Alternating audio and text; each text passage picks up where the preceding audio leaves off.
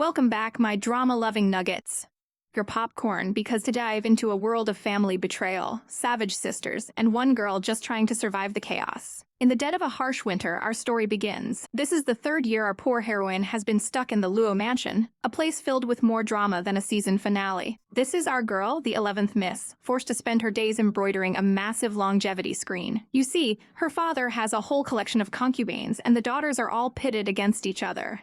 Their fate rests in the hands of the madam, the father's legal wife, and let's just say she's not winning any Mother of the Year awards. Her maid, Binju, begs her to rest for a bit. But before she can even think about a break, a loud thudding shakes the room from upstairs. Our girl sighs, already knowing the source of the chaos. It's the 10th Miss, the daughter of the 4th concubine. Her hobbies include breathing, existing, and making our heroine's life a living nightmare. Suddenly, the door bursts open and Binju storms in. Looking absolutely livid, she slams a basket down on the table, fuming. Apparently, the old granny at the fabric store refused to sell her the good good, all because she knows our 11th Miss. Exactly the family favorite. The absolute disrespect. But our heroine? She's the definition of unbothered. With a gentle smile, she just tells her maid to calm down since she got the thread anyway. Binju isn't having it, complaining that they're already behind schedule thanks to the 10th Miss dumping all her work on them. Our girl simply tells her to endure it, because all a concubine's daughter can do. Just then, a voice calls from outside, summoning the 11th Miss. Binju immediately panics, asking what they should do, but our heroine rises with a quiet strength, telling her maid to come along. Together, they walk through the snowy corridors, heading straight into the lion's den. They arrive at the residence of the madam,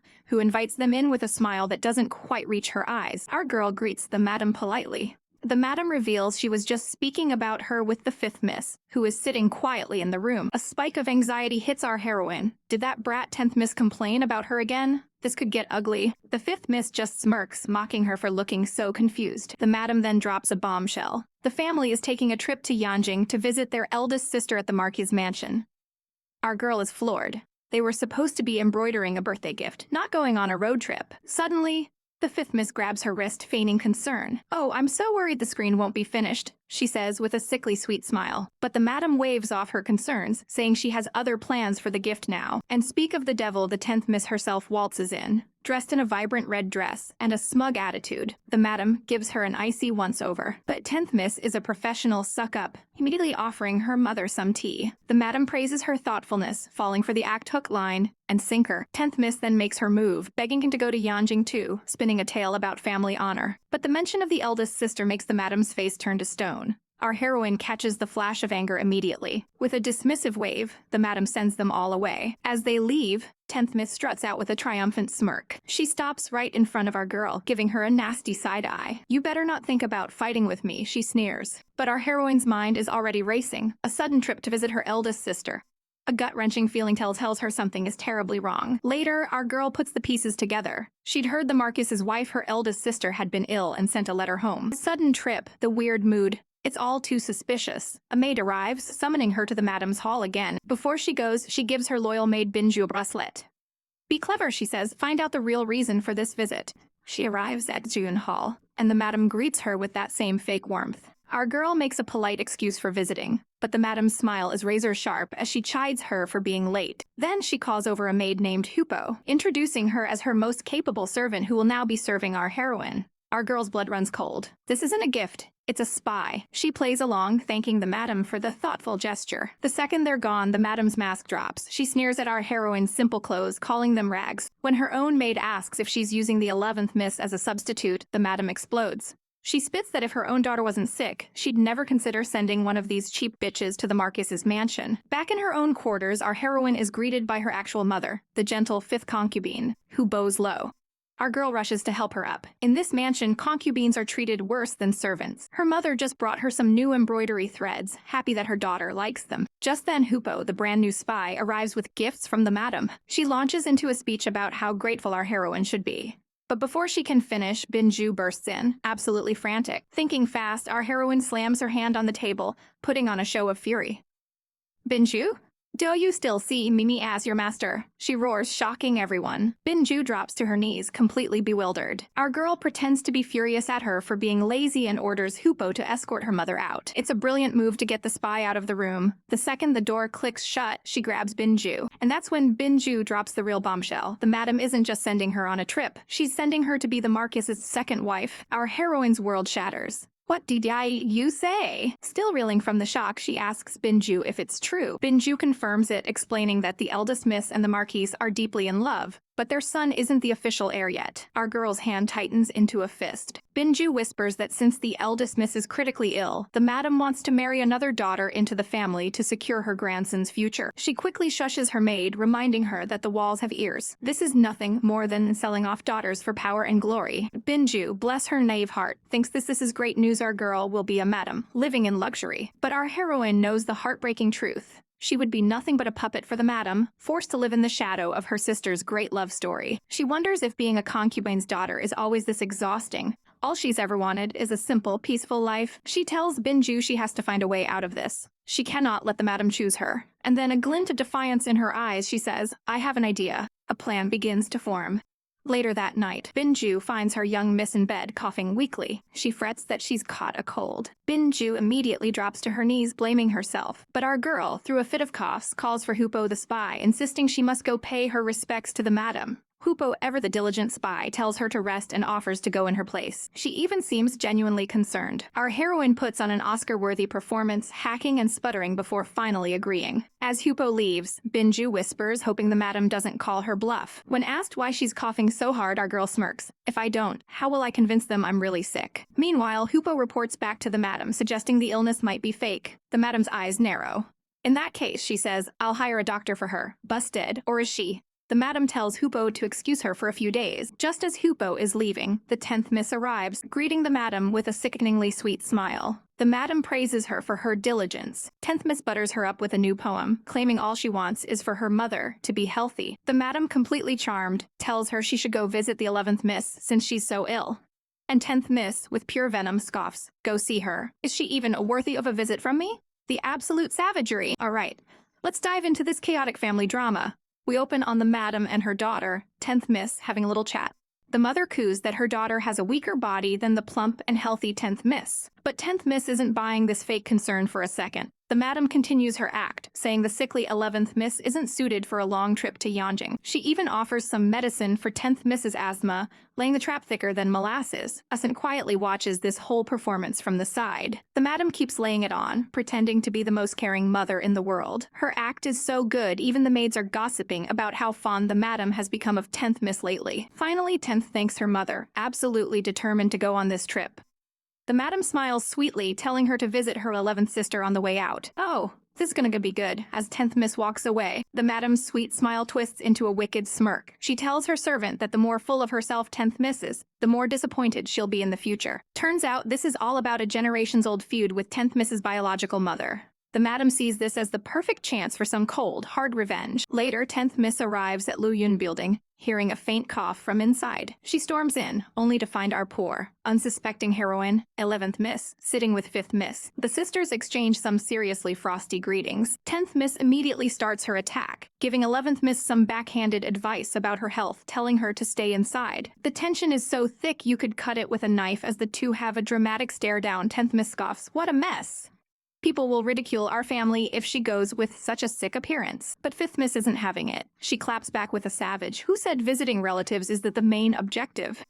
Miss is left completely speechless. Our gentle heroine then speaks up, politely declining the trip. She claims she rarely goes out and is afraid of strangers. 5th miss leans in, asking if she really doesn't want to go. 10th miss explodes, calling her a hypocrite and listing all the benefits of visiting the powerful Marquis's mansion. But our girl just coughs, saying she's not interested in finding a husband there. All she wants is a simple, ordinary life with someone she loves. Seeing she's getting nowhere, 5th miss decides to leave. Standing up to depart, 10th fuming also gets up to go. But just as she's rudely refusing a meal, a new guest is announced, and in walk two new figures. It's Auntie Yao with a doctor.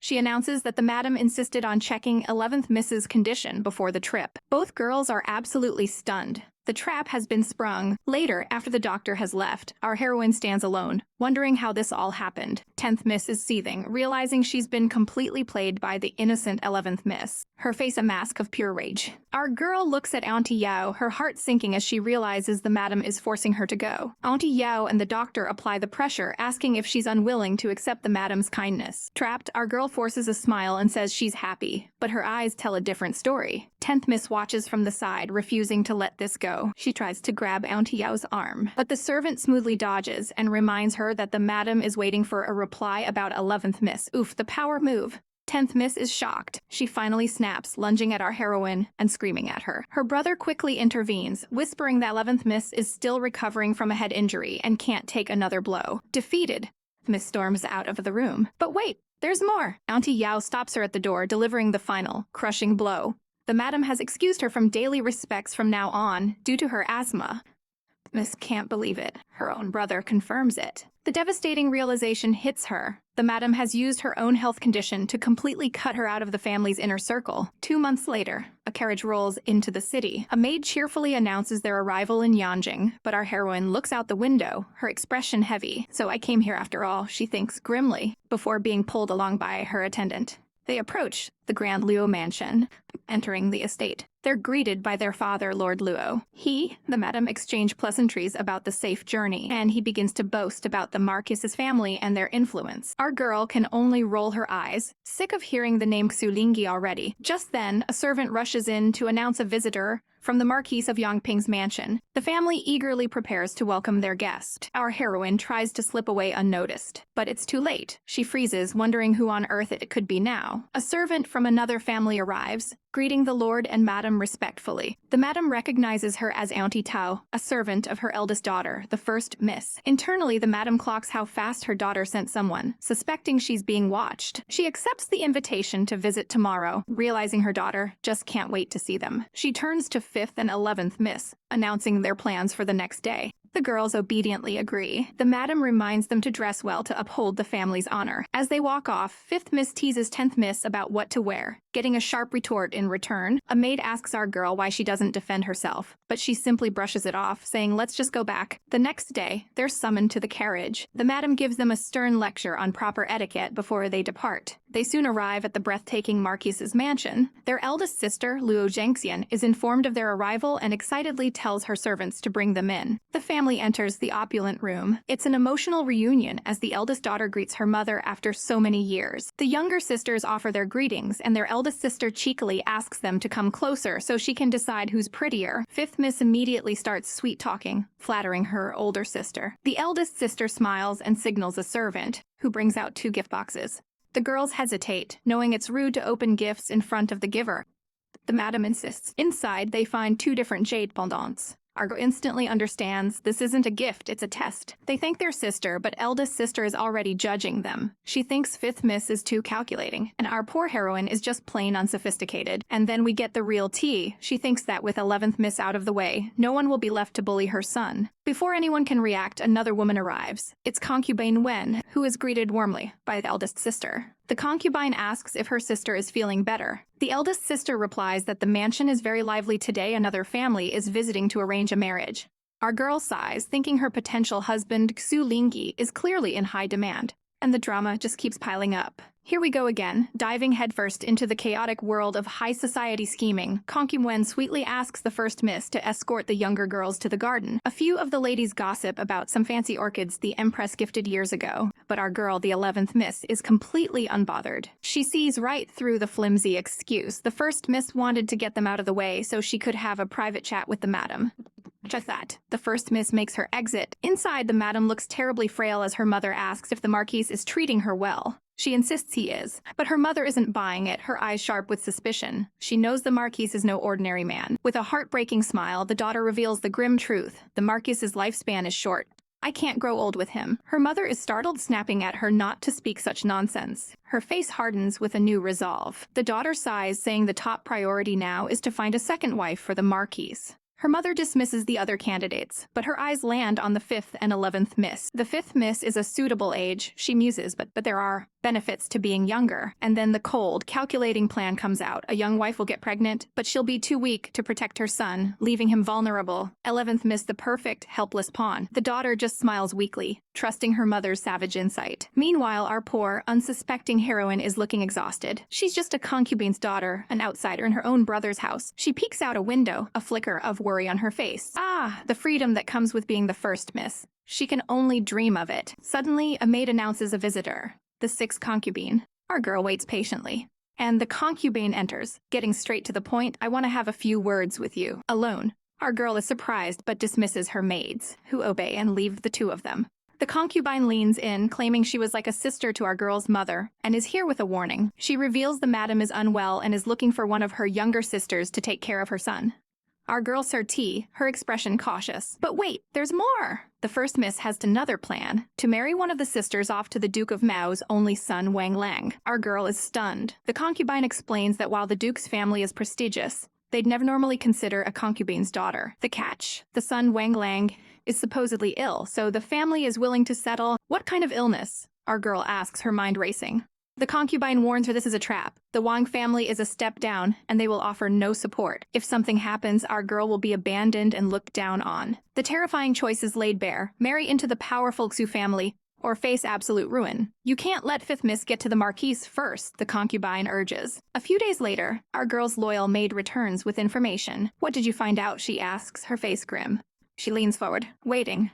Speak, she commands. The maid reports her findings on the prospective husband, Wang Lang, and the news is horrifying. This so-called ill man is a monster, rumored to have beaten someone to death. Our girl's face twists in fury. Marrying into the Xu family is her goal, but this twisted path is not the way. The maid adds that the Marquis himself paid off the victim's family to get Wang Lang acquitted. Our girl immediately starts connecting the dots, questioning the family ties. She asks if the prestigious Jiang family has any daughters, her brilliant mind already piecing together the puzzle. The first isn't just finding a second wife. She's building an alliance.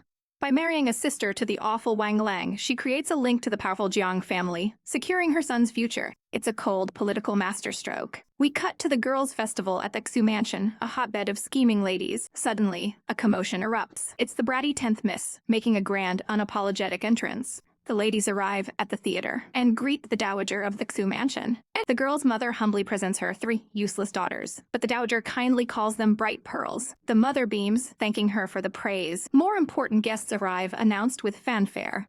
The dowager makes introductions to a sea of grandmothers and young misses from various powerful families. Our girl takes it all in, a cynical glint in her eye. All these girls are here for one reason: to catch the eye of the Marquis. The gossiping starts immediately, but 10th Miss overhears and is about to cause a scene when one of the girls gasps, pointing at something. Another guest is arriving, her steps echoing softly. Little Fourth is back, the dowager announces happily. A murmur runs through the crowd. The Marquis is here, and then he appears, a striking figure greeting his mother. All eyes are on him, including our heroines. The dowager asks why he's back from court so early.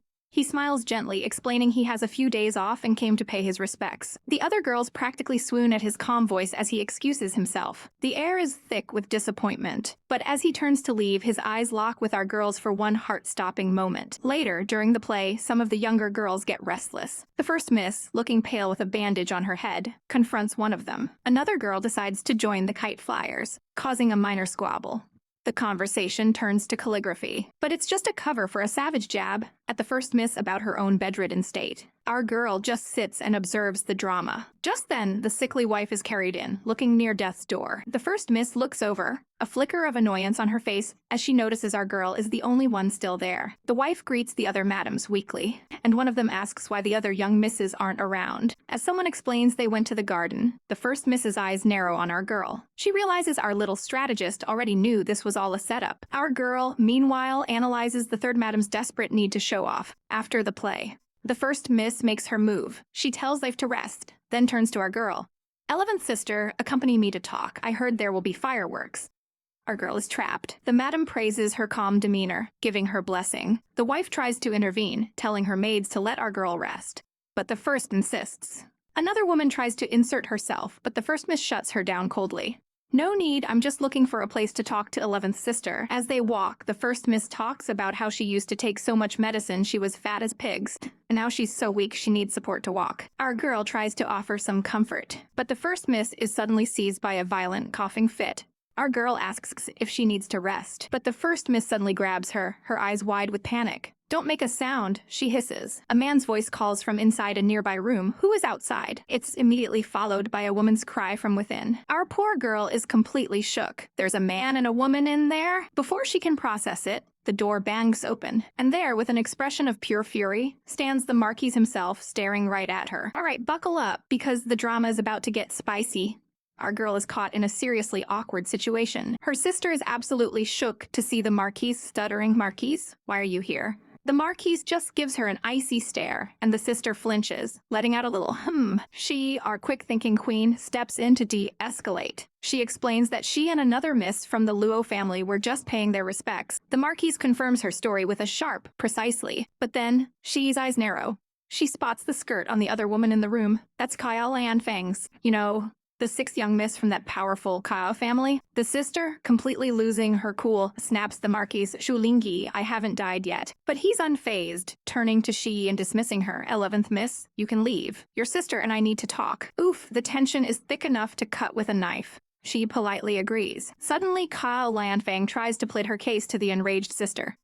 "You misunderstood. My skirt ripped. I just needed to borrow something to wear." The sister is not having it and just scoffs at her. The Marquis, ever the gentleman, claims he had no idea she was there, and she plays the victim, whimpering, "I wasn't aware," and with that, she starts sobbing and flees the room in a dramatic exit. She watches her go, her mind racing. What is the Kiao family's daughter doing here, meeting in private? And they didn't even bother to close the doors. Our girl shuts them herself, putting an end to the public spectacle. Just as she secures the door, another woman, a concubine, approaches her.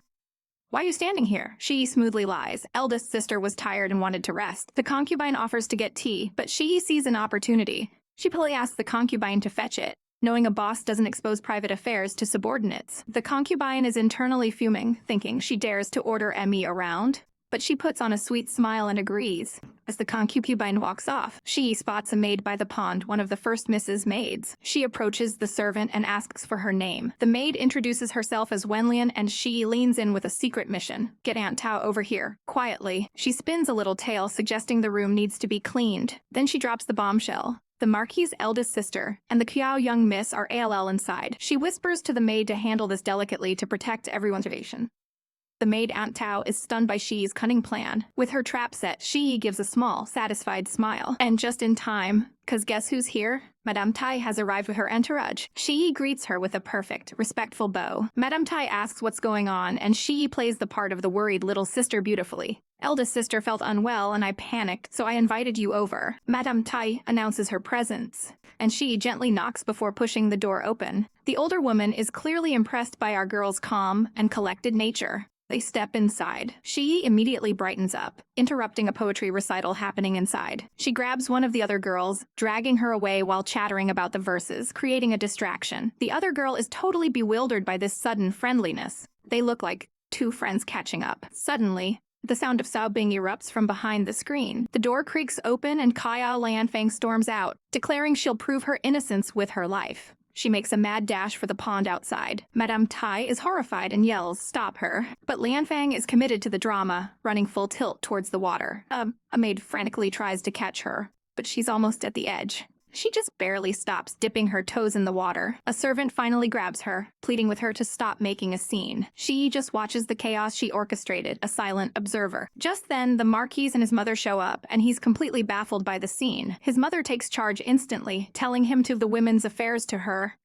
The Marquis does a double take. How come she's still here? Our girl just offers him a sweet, innocent smile. She turns to Madame Tai and handles the situation with grace, offering the distressed Miss Kayao a change of clothes. Madame Tai, wanting this whole mess to be over, tells them to get changed and join them for a meal. Lanfang has no choice but to agree, her face a mask of pure rage. She knows she's been outplayed. Later that night, the Marquis gets an earful from his mother. "Why did you go that room?" She demands, worried about the scandal of taking the Cheng Duke's niece as a concubine. But the Marquis is arrogant. He claims the emperor already dislikes the Duke, so making his niece a concubine is an honor for her family. He insists he had no choice in the matter. His mother reminds him of their family's power and his sister, the queen, begging him not to cause trouble over something so trivial. He shuts her down, telling her to stay out of it and that it won't happen again. Then he changes the subject. One more thing, Mom. He wants to discuss a marriage proposal. He has his eye on Jiang Song's daughter for his brother and needs his mother's help to make it happen. With his plans laid out, he bids her goodnight and leaves. A few days later, we're at the Hugo Temple where several ladies are praying. A woman is informed that Madame Jiang is waiting for her. It turns out this Madame Jiang is part of a plan to connect families for marriage. The two madams meet, exchanging pleasantries. They greet each other like old friends. Madame Jiang showers the younger girls with compliments. One of the girls then drops a hugely obvious hint about needing a sister-in-law, making her friend cringe. The matchmaking is interrupted when two young men arrive. Madame Jiang decides it's time to leave. The young ladies are left standing there, and one of the men, Qian Ming, is absolutely captivated by one of the girls. The girls, flustered, apologize for intruding, but he insists it's not their fault. His friend immediately starts teasing him.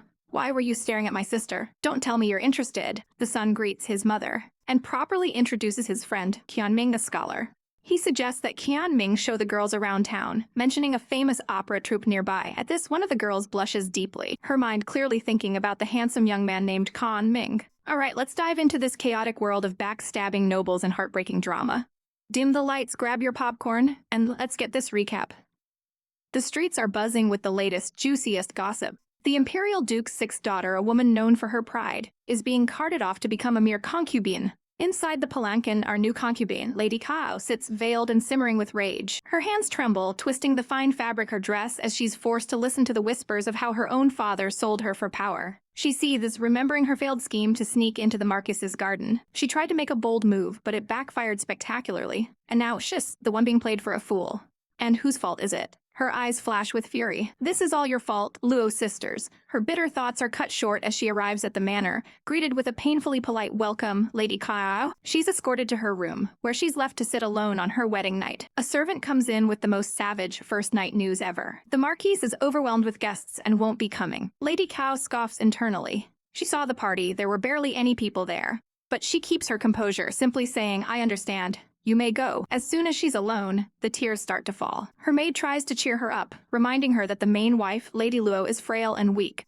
With her talents, she'll surely win the Marquis's favor and become the mistress of the manor. A flicker of determination cuts through her despair. "You're right," she says, wiping her eyes. "I refuse to believe that I'll end up losing to a dying woman." Meanwhile, in another part of the manor, a panicked maid runs through the courtyard. She bursts into a room, gasping for air. "My lady, the Marquis has accepted a new concubine." But the current main wife, Lady Luo, remains perfectly calm, asking her maid to describe what happened. She listens intently, and the gears in her mind start turning. She realizes this is all a plot by Yanjing to make the women of the manor fight amongst themselves, disgusting the Marquis and solidifying her own son's position. What a chess move. And the games don't stop there. Over at the eldest madam's quarters, visitors are arriving. First, Madame Wang, here to play matchmaker for Imperial Duke Mao's son. The eldest madam welcomes her in. But before they can even sit, another guest is announced.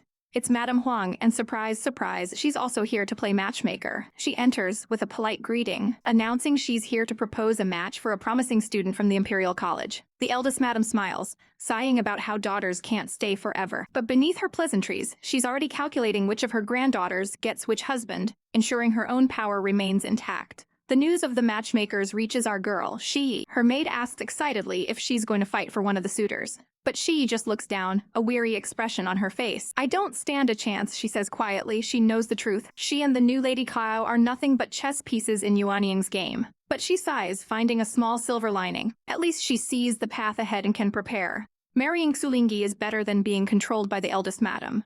But in this house, tragedy is always just around the corner. In a dark room, the fourth madam stands on a stool, a rope around her neck. With tears in her eyes, she whispers a final wish for her daughter to have a better life than she did. And then she kicks the stool away. A maid enters the room with a tray, completely oblivious. Her eyes widen in horror as she sees the swinging body. She drops the tray and lets out a blood-curdling scream. "Help!" The fourth Madame Haham has killed herself. Word travels fast. She is told that Madame Xu has rushed over to the deceased's daughter's quarters with servants. She is immediately suspicious. Her maid adds that the 10th lady recently hired expensive guards, spending a lot of money. She puts two and two together. Is money missing? Is that why Madame Xu is searching the room? She realizes the heartbreaking truth. The fourth stepmother planned her own death to give her daughter a chance to marry well. using the dowry money she had saved. She knows how she did it, sewing gold, silver, and valuables into the folds of her clothes. It's the safest way to hide wealth. She just prays the eldest madam isn't smart enough to figure it out. But of course she is. You couldn't find anything? The eldest madam shrieks at her servant. She refuses to be outsmarted by a dead woman, ordering her people to search again. She then coldly pivots to discussing the dowries for her own daughters. She decides to give the 5th lady a valuable mountain, but the 10th lady, the daughter of the woman who just died, shall receive a piece of completely barren land. A final, cruel insult. The eldest madam scoffs, thinking the woman died just to make an impression on her husband. Speak of the devil, the master of the house returns, absolutely livid. He storms in, bellowing that he wants Lady Yang thrown into an unmarked grave. His wife, the eldest madam, quickly placates him, suggesting they keep the death quiet for now. As he agrees, a maid rushes in, screaming that Yanjing is not well. The master races to the Marquis of Yangping's manor, where his daughter Yanjing has collapsed. She lies in bed, weak and feverish, crying to her mother. She's devastated that the Marquis is choosing another man's daughter for their son, ignoring her wishes completely. Her mother tries to explain that their family needs to be careful, but Yanjing is heartbroken. "I'm just angry he didn't discuss this with me," she weeps, and her mother promises to scold him. Unseen, the Marquis stands just outside the room, his face an unreadable mask as he listens to every word. Inside, Yanjing turns to her mother-in-law, her voice trembling. "Are you too ashamed to face me?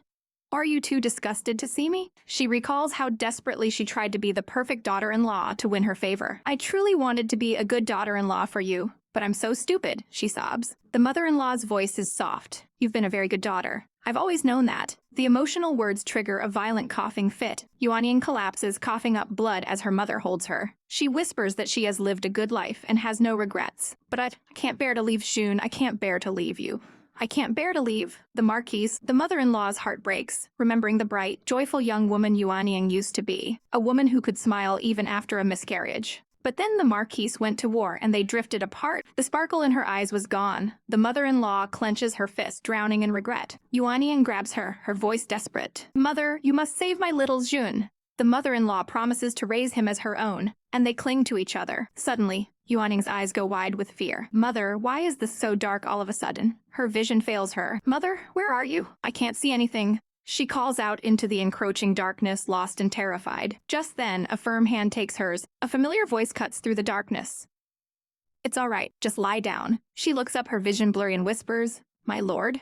He looks down at her, his expression filled with a sorrow he can no longer hide. "It's me." Our girl Shi is pulled aside by her cousin Wunyang for a little chat. Wunyang is a nervous wreck. She just found out her mother arranged her marriage to a Mr. Cayenne. Shi tries to send her on her way, but the poor girl is spiraling. She confesses her deepest insecurities over a cup of tea. "What am I worried about?" she asks, mostly to herself. She admits Mr. Cayenne is handsome, but his family background is less than stellar. What if he's not a go-getter? What if she's screwed? Even if he is ambitious, she frets she'll be old and past her prime by the time he finally makes it big. Wunyang grabs Shi's hands, her eyes pleading. She knows they were born without a voice in this family, and she's desperate to form an alliance. But Shi's eternal monologue is pure savage.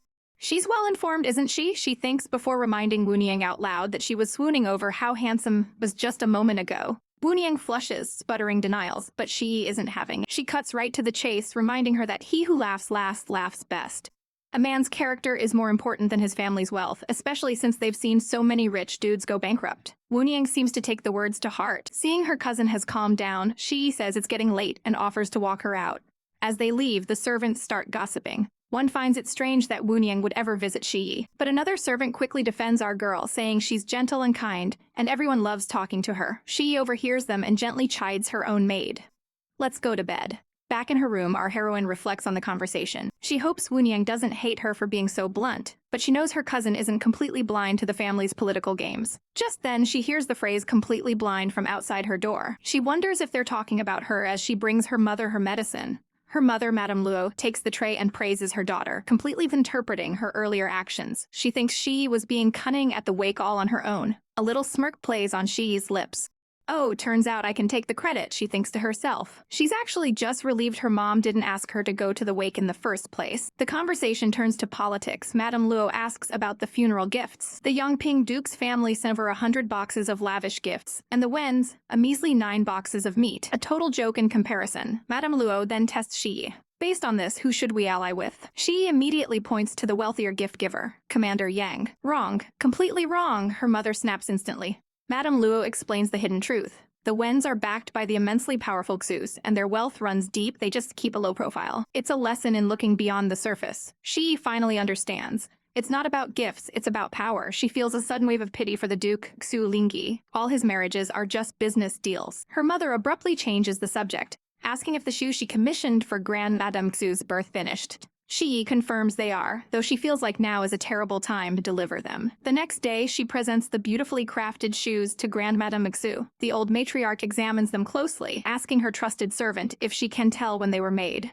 The servant hesitant. If she made these right after her own sister's death, it would be a bit chilling. Grand Madame Xu's face is etched with worry. She is the daughter of a concubine, and she fears the girl will change once she gains power by marrying the Duke. I wish I'm just overreacting, she sighs, pinching the bridge of her nose. Elsewhere in the estate, the Duke himself is speaking with his mother. He's heard rumors the Emperor is planning an attack, and with his political ally, the Queen, now gone, he needs to secure his position. His mother's an opportunity. She suggests postponing his marriage to Shi, admitting she needs more time to see our girl's true character. The Duke, Xu Lingyi, simply agrees. Well, it's up to you. But inside, his thoughts betray a flicker of disappointment. She didn't come to the wake. She doesn't want to see me. 1 year later, the Duke is at a military camp. A soldier bursts in with incredible news.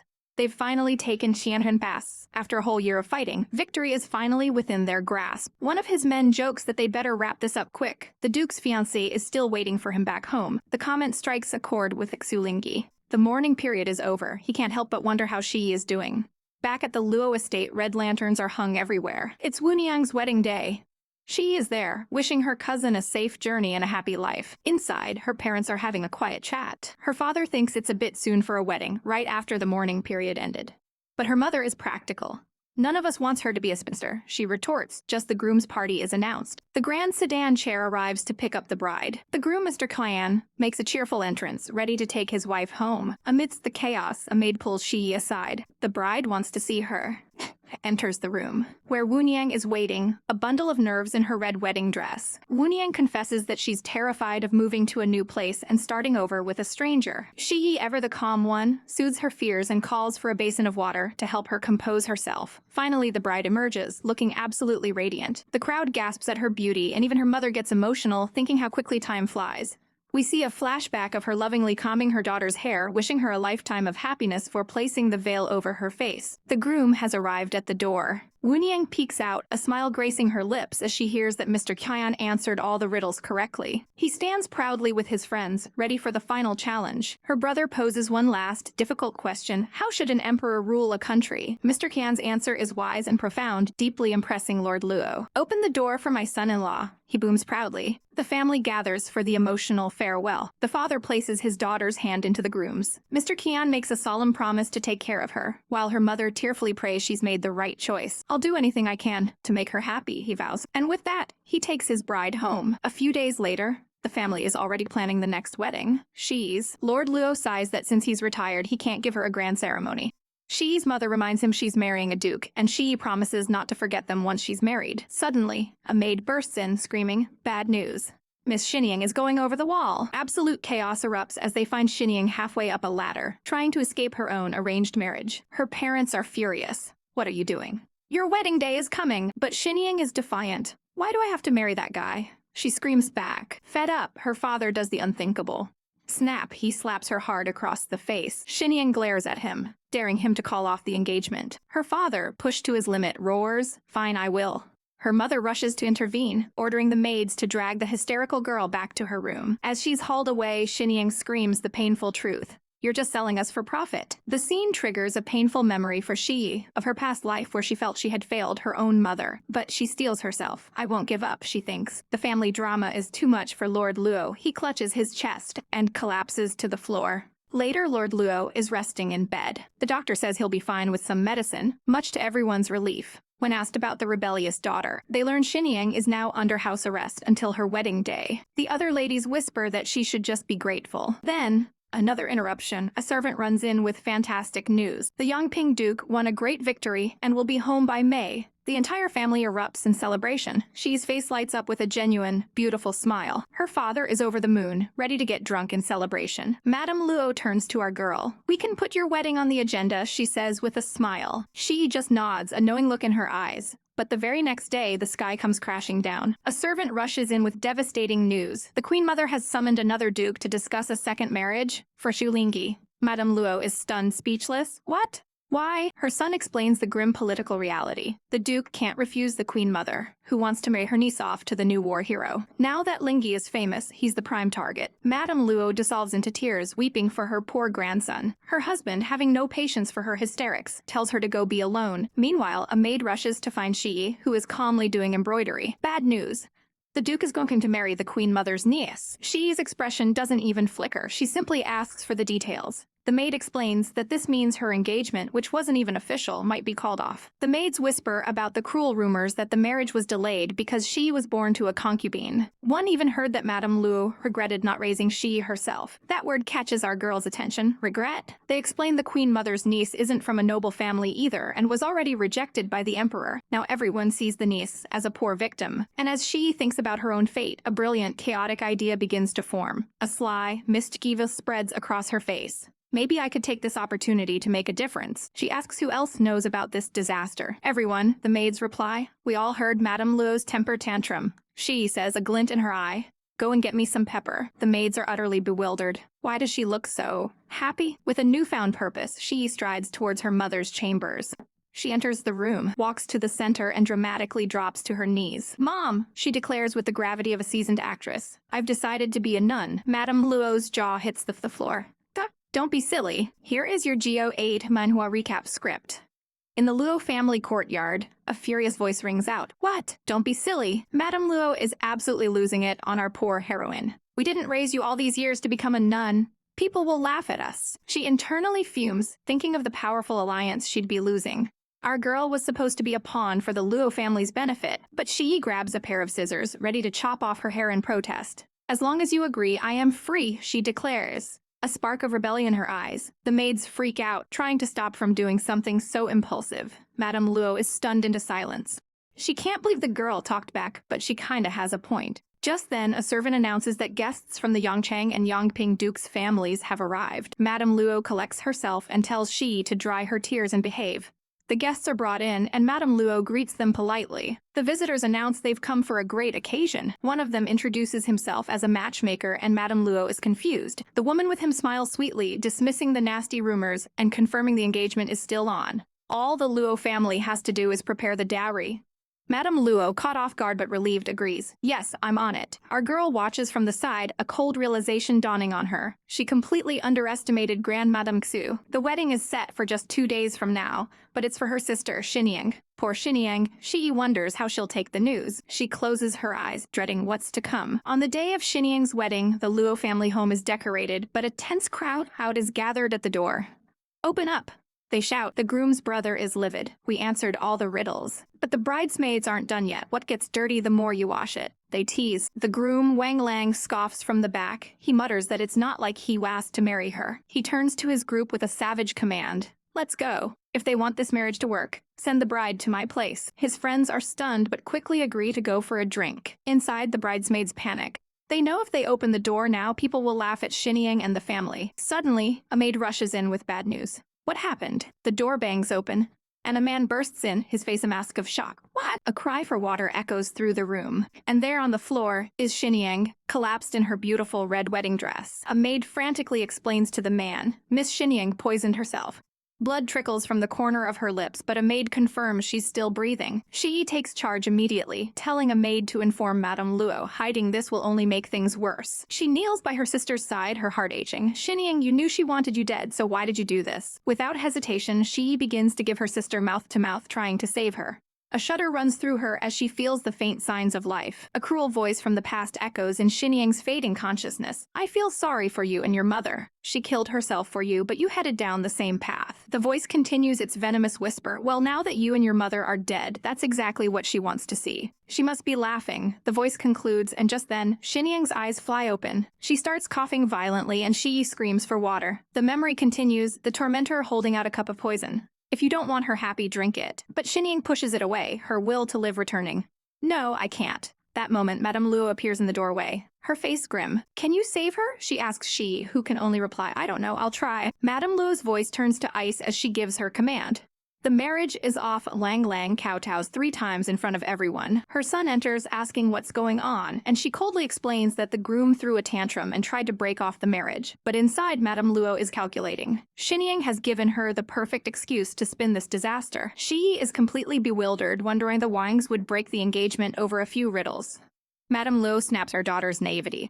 What do you know? The reputations of 2 families are at stake. Elsewhere, the men of the Wang family debate what to do. They can't just annul the marriage. Madame Wang is furious. A grand apology from her own family to fix this mess. Just then, a servant announces the arrival of Madame Jiang and her son. Sir Wang immediately drops to his knees, taking full responsibility for the chaos. A woman, Wang Lang's sister, steps forward with a smile. She offers a hefty sum of 3,000 silver taels and conveys her brother's sincerest apologies. And just like that, the wedding is back on. At the Xu Manor, the celebration kicks off with a bang. A foot in an ornate red shoe steps on the crackling firecrackers. Our heroine stumbles, but strong arms catch her instantly. Hold on to me, her groom says, sweeping her up into his arms. She clings to him tightly, her face hidden by the red veil, and he carries his bride through the grand gates of the Xu Manor, a fairy tale beginning to a very chaotic marriage. An hour later, the drama parade arrives. A servant announces that the concubines are here, waiting to size up their new competition. Our girl, she looks serene on the outside, but her maid gives her a quick, urgent rundown. You don't need to concern yourself with them. Smile at them when they make you comfortable, she advises, otherwise you can just leave. Talk about setting boundaries. Our girl lets out a nervous little laugh, but her maid is dead serious. This is a battlefield, not a tea party. A servant pulls back the curtain, inviting them into the lion's den. The Marquis is waiting. She immediately seizes control, ordering a specific tea for the Marquis to soothe his fatigue. He looks up, clearly surprised by her thoughtfulness. A small, intrigued smile plays on his lips. How did you know I Iron Goddess tea? He asks. With a graceful smile, she presents the cup. I've seen you drinking it over the past few days, my lord. He's stunned, realizing she's been paying close attention to him. And folks, he is swooning. Meanwhile, in another part of the mansion, a different madam is scheming. She tells her servant to go and fetch Dong King. The servant quickly finds Dong King, announcing that Madame Tao wants to see her. Tao, looking flustered, approaches our girl with a ledger in her hands. She explains that the Grand Madam gave her this ledger after the previous Madame Yuan left. She tries to hand it over, but she just waves it away nonchalantly. Just keep it. Grand Madame Xu didn't ask me to take over. Tao is shocked. But madam, I am just a servant. It's not my place to keep what Madame Yuan left behind. She sets her teacup down with a decisive little clink. But you're different, she says, her eyes sharp. What you say is more powerful than what I say. Dong King watches this, utterly confused. She thought this maid knew nothing, but now she's being treated like an equal. She decides to just trust her new mistress. Tao, looking relieved, confesses that a maid named Wang Xiang has been pressuring her. Our girl's expression hardens. She knows that name. Wang Xiang was one of the former Madame's top maids, and now she's causing trouble. Tao explains that Wang Xiang and the other old servants are coming to greet her, but they really just want their old jobs back, and she absolutely cannot give them what they want. Her maid frantically warns her not to start a fight. It's a lose-lose situation. Without the Duke's support, she has very little chance of winning. Our girl listens, then a slow smile spreads across her face. Tao, you have a point. She thinks to herself, no wonder Yuan valued her. She's indeed smart. She's pleasantly surprised that Tao is taking her side. Just then, a group of servants bursts in, dropping to their knees and begging for help. The waterworks start immediately. We've worked for the Luos for so many years, but now we've lost everything. 2 of them, Wan Xiang and Gao Pan, lead the chaotic pity party, crying about how the new madam has no respect for the old one. But our girl just watches them in absolute silence, letting them perform their little play. Once they've calmed down, she speaks, her voice even. You know, I'm new here. I'll give you an answer when I get the whole thing straightened out. She then coolly orders Dong King to show them out. Mick. But as being led away, one of the maids grabs Dong King's arm, whispering urgently, you can trust Madam Shi, please. She discreetly passes a book to her. She takes the ledger, her mind already racing. She tells her maid to investigate the names inside and find information on 2 specific people. It's time to clean house, starting with marrying off the older maids. Later, Dong King returns with some juicy gossip. Apparently, Madame Shu is pregnant, and a fortune teller warned her to stay away from anyone with an ox zodiac sign. Dong King absolutely freezes. Her face pales. She's an ox. Our girl immediately rushes to her side, pulling her into a warm hug. Don't worry, she says softly. I have taken care of everything. You won't live with the other servants. Tears well up in Dong King's eyes. Thank you, madam, she whispers, agreeing to go pack. But as she turns, she freezes. The Duke is standing right there in the doorway. He strides into the room, his expression unreadable. What's going on here? She puts on a perfect poker face. Oh, my maids are from the south, she says smoothly. So I asked Dong King to help take care of my house. But the Duke's eyes narrow. He is not buying it. "Duke, why are you staring at me?" she asks, trying to sound innocent. He steps closer, grabbing her arm, his voice a low growl. "There's something you're not telling me. Why are you avoiding my eyes?" His gaze then lands on Dong King, who is holding her packed bags. "What are you going to do?" he demands. The poor girl stammers, totally terrified. The Duke's patience snaps. "I'm asking you," he roars, his voice echoing through the room. The other maid, also holding her belongings, flinches in fear. Finally, Dong King cracks under the pressure and spills the entire story. "They said I'd be Madame Shuwu's jinx, so they asked me to move out for a while."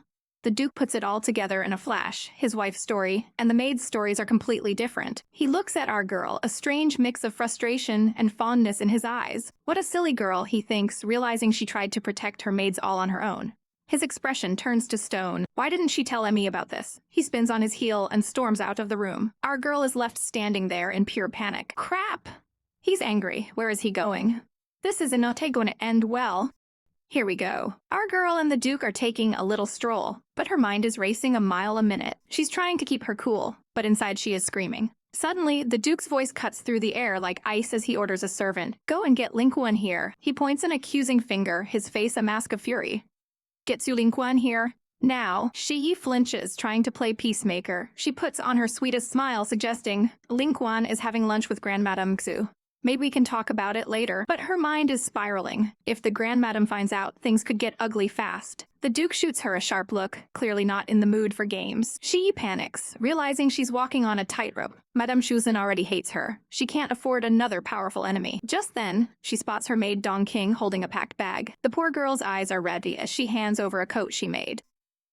Something fell into her eyes. She quickly covers, telling Dong King to leave the coat and go pack. Our heroine then calmly pours a cup of tea, trying to project an aura of total control. But the Duke sees right through it. He watches her, thinking himself that no matter how calm she looks, she's still just a girl. He muses that she panicked when she saw how angry he was, and then he wraps his arms around her from behind, pulling her into a sudden, warm hug. He glances at the bag on the bed. "What's in that?" he asks gently. She explains it's a coat from Dong King, who was upset about leaving. He gives a knowing smile, understanding her little white lie. He just keeps staring at her, and she gets all flustered, asking why he's looking at her like that. He grabs her hand, his touch sending sparks up her arm. "Because you're pretty," he says, his voice a low murmur. Our girl turns 50 shades of red, completely flustered by the sudden flirting. But just as the moment gets steamy, a servant announces, "Duke, Mr. Lingquan came." Talk about a mood killer. The Duke's brother, Su Lingquan, walks in, looking somber. The air is thick with embarrassment and tension. The Duke is internally debating whether to yell at his brother right in front of his new wife. But she, ever the quick thinker, smoothly excuses herself to get them some tea, giving them space. As she leaves, the Duke watches her go with a soft smile, knowing exactly what she was doing. The second she's gone, the smile vanishes. He turns on his brother, his eyes practically shooting lasers.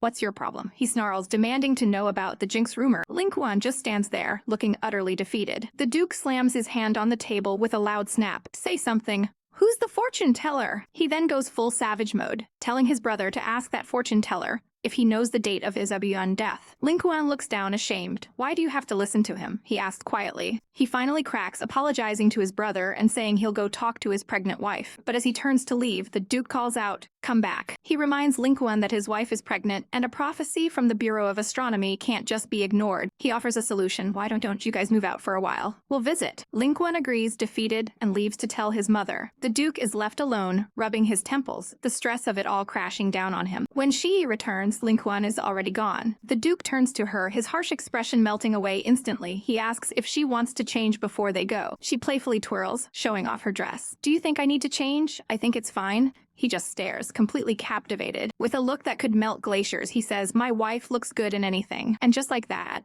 is a blushing, stammering mess all over again. At lunch, the family tension is so thick you could cut it with a knife. Lingquan is visibly frustrated, brushing off mother's concerns. His wife, however, shoots a venomous glare straight at Shi, blaming her for everything. Shi feels the heat, knowing this drama is far from over. Later, the sister-in-law complains to her mother that Shi is acting like the head of the family, forcing them to move out. Her mother tries to calm her down, saying she might be overreacting, and that she needs to get the Duke on her side. She pats her daughter's hand comfortingly. They then gossip about how Madame Shuzhen's plan to cause trouble totally backfired, and the sister-in-law smirks, satisfied. Speaking of the devil, Madame Shuzhen is absolutely fuming in her chambers. "Isn't she just a stepwife?" she seethes. "I won't let you take my place." That night, the Duke and she are in bed when he casually asks about her maids. Our girl gets a little suspicious.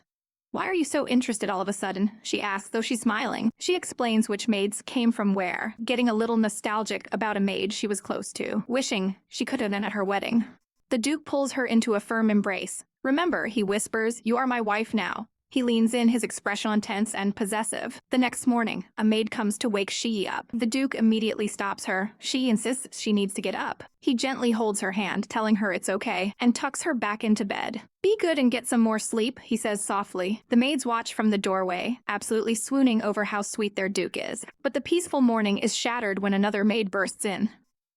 "Mad news, you may have to go to the Luos." It turns out Shi's mother and stepmother are threatening to become nuns. Shi shoots out of bed like a rocket. "Hoppo, come on, help me get dressed." At the Luo residence, the guards are gossiping. "Miss Shi came back alone?" one says. The other snickers. "Different origins, different fates. She must be having a hard time." Suddenly, a dark aura descends upon them. The Duke is standing right behind them, his face absolutely terrifying. "I don't want to see you guys again. Get off." His voice dripping with venom. The guards fall to their knees, begging for forgiveness. Inside, the Duke's arrival is announced, and she is flooded with relief. Thank God, she thinks. I wouldn't know what to do if he weren't here. He sees her looking down, acting like she did something wrong. He steps forward, taking complete control of the situation. "I've heard all about it," he announces. "It's about money. I can do some help." A total power move. Her brother is thrilled with the idea. With the crisis averted, the Duke announces, "I'll take Shi home then." He reaches out, takes her hand firmly in his, and says, "Let's go." On the carriage ride home, a maid gives Shi a warm, steaming bun.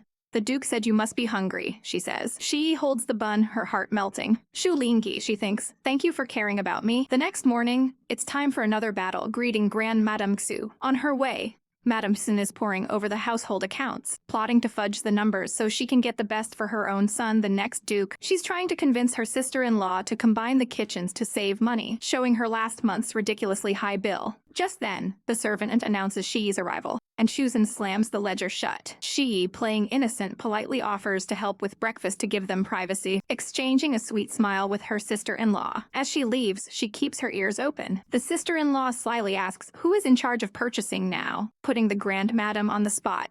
To everyone's shock, the Grand Madam agrees to Shi's plan. There's a catch. She gives Shi a sharp look. "You need to ask people what they want to eat before you buy anything. Don't get your own way." She meekly agrees. After Shi leaves, the maid asks the Grand Madam why she pitied her. "I don't pity her, I pity my grandson," she snaps. She admits Shi's plan was well thought out, but her eyes narrow with cunning. Too bad she's going in the wrong direction. She immediately puts her plan into motion. She goes to Madame Shuzhen and asks her to write down a menu. She smiles sweetly. "You're running our finances and no one knows more about our family than you. I support your decision." Shuzhen freezes, realizing Shi is using her own rules against her. She's completely thrown, wondering if Shi is truly this naive or if it's all part of a larger, more devious plan. She storms off, fuming. "I won't let you take away my hard-earned power." Later, a trusted servant, Tao, comes to Shi, anxious about the kitchen changes. Shi nods calmly. She knows Shuzhen is pushing her, and she needs to build her own team, fast. Tao explains that under the new system, the person in charge of purchasing will make a fortune, and if anything goes wrong, they'll be the ones to take the fall. But Shi isn't worried. "We'll just wait and see," she says, sipping her tea. Is stunned by her calmness. Then Shi drops a bombshell of deduction. Shuzhen's biggest fear is losing power. The fact that she's making such a bold move to make money can only mean one thing. She's broke. Jaw drops. She hadn't even considered that. She is beyond impressed with her new madam's brilliant mind. She sees he's won Tao over. She knows she has to show everyone what she's capable of to earn their loyalty. She immediately gets to work, writing a ridiculously extravagant menu with dishes the cooks have never even heard of. When a maid points this out, she just smiles. "That's not my business. Madame Shuzhen asked me to write down what I want." Savage. The other servants are in awe, realizing Shi is standing up for the late Madame Yuan. This girl is playing 4D chess. They realize what a smart move this is. If their simple menu is better than the pregnant madam's extravagant one, it will look like they are bullying her. She is lost in thought, planning her next move. Later that night, she's still awake, unable to sleep. The Duke finds her looking anxious. She confesses her 500-acre field isn't doing well, and she has no idea how to manage a farm. He just smiles, telling her to get some rest. He gently strokes her forehead, and like magic, her worries seem to melt away. "I feel much better now," she thinks. The very next day, a manager arrives. "Madam, the Duke asked me to help you with your field." He tells her his expert will be there in a few days to figure everything out. She thanks him, her heart swelling with emotion. Xu Lingi helped her again. She owes him a debt of gratitude. that she might never be able to repay. As the moon hangs high in the sky, our heroine stretches awake from a peaceful slumber. She smiles softly, filled with a rare sense of contentment, and whispers, "Thank you." But she's not alone. The Duke lies beside her, a gentle smile on his face. "You're my wife," he says softly, then asks, "You're awake?" Our girl flinches. Completely startled, he just sighs, admitting, "I can't sleep." So instead of sleeping, they're sitting up in bed, having a little document review session. The Duke points out a critical detail. There were 2 officials with the exact same name, Wan Chun. She is shocked. "No way," she exclaims. "How could there be such a mistake?" He smirks, explaining exactly how the other man schemed his way into the position. Our girl is completely hooked, leaning in and asking, and then the Duke pauses, his heart skipping a beat as he thinks how adorable she is when she smiles. He continues the story, but his eyes are locked her, and then heans in for a savage kiss. He pulls back just enough to keep talking about promotions and governorships, but his hands are already roaming. He starts nuzzling her neck, his voice a low whisper in her ear. She's blushing furiously, trying to focus on his words about work assessments and excellence for 3 years in a row. But it's getting a little difficult to concentrate when he's this close. Suddenly, he pushes her down onto the bed, his confession tumbling out. "I guess I'm in love with you," he murmurs before diving in for another heart-stopping kiss. He pulls away just a fraction, whispering with a triumphant glint in his eye, "This time, you didn't say no." The next morning, she wakes up looking completely wrecked. He's already dressed, telling her he's off to court but he'll see her tonight. He leans down for a sweet goodbye peck. Later, our girl is in full-on wifey mode, presenting a list of servants to her mother-in-law. The Grand Madam is impressed, complimenting her handwriting. She stays humble, saying her teacher thought it wasn't good enough. The mother-in-law is clearly pleased and asks Shi to make her a nightgown, which she readily agrees to, getting permission to head to the warehouse. Just then, a servant brings in Madame Shuu's menu. Shi, ever the manager, asks for the cost. The servant reveals it's a whopping 20 taels of silver because of the pregnancy. Our girl doesn't even blink, slashing the budget. Then our menu cannot cost more than 80 taels. The servant is nervous, worrying it's too little. But Shi has a plan, explaining it's better not to be in the limelight sometimes. The servant gets it instantly. It's a power move to make other concubines let their guard down. What a savage. The next day, the mother-in-law presents her with a revised menu. She's even found a clever way to save money, noting that the Duke eats breakfast and dinner at home, so they only need to focus on a good lunch. She is thrilled, thanking her profusely. The mother-in-law smirks, her plan working perfectly. But their cozy moment is interrupted by an announcement. Madame Shugu has arrived. Madame Shu glides in, immediately laying the praise on thick about Shi's sewing skills. She then asks if Shi can make something for her unborn child, adding that even Mom complimented her work. It's all a game to her, thinking the more the other wives fight, the better her own chances are. Meanwhile, the snake Shusen is gossiping nearby. But their little gathering is cut short when a servant summons them all to see the Grand Madame Xu. As they head out, Shusen panics, realizing Shi is getting too close to the matriarch. "I gotta stop her," she thinks. The 3 women arrive and greet the Grand Madame. After telling them to rise, she immediately puts Shusen on the spot about winter clothes. Shusen throws Shi under the bus, claiming they didn't count her maids. She offers money as compensation, but secretly she's gloating, knowing Shi's maids will be singled out. But one of Shi's maids bravely speaks up, saying they just need the clothes even if they're late. Shi smiles coolly, agreeing they just need to be finished before the new year. Susan scoffs, but the Grand Madam shuts her down, pointing out the new year is months away. That night, the Duke finds Shi in their room.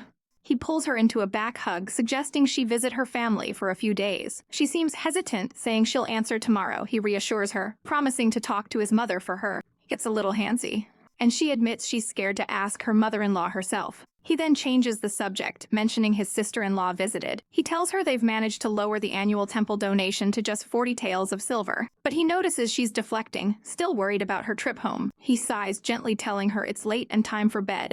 After blowing out the candle, he holds her close, whispering, "No matter what, I support you." The next day, they decide to greet his mother together. But their plans are derailed when a servant announces that Madame Kao is ill. The Duke is unimpressed, snapping that he's not a doctor. Still, he agrees to check on her on their way.